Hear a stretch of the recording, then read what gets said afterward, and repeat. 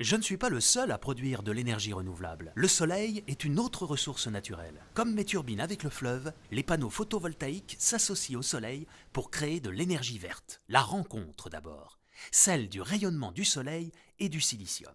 Le silicium, c'est la matière qui compose le panneau solaire. Il est extrait du sable. Le silicium, comme tout ce qui nous entoure, est constitué d'atomes. Un atome, c'est un grain de matière composé d'un noyau autour duquel gravitent des électrons. Lorsque ces électrons se mettent à circuler dans la même direction, cela crée un courant électrique. On a choisi le silicium pour construire les panneaux solaires car il a une particularité. C'est un semi-conducteur qui contient des électrons. Et lorsqu'on l'expose à la lumière, ces électrons s'agitent dans tous les sens. S'agiter, c'est bien, mais ce n'est pas suffisant pour créer un courant électrique. Souvenez-vous, un panneau solaire, c'est une histoire de rencontre et de mouvement.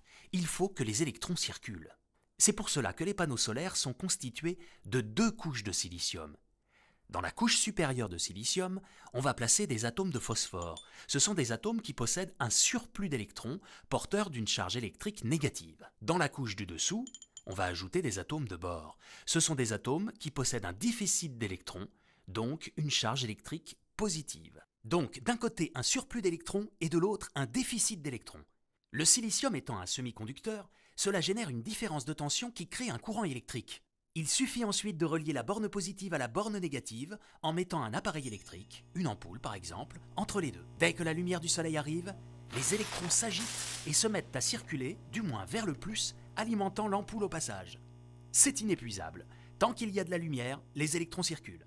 Et l'énergie solaire peut être produite et consommée sur place, dans des endroits isolés, des installations agricoles comme au cœur des villes, au sol comme sur l'eau.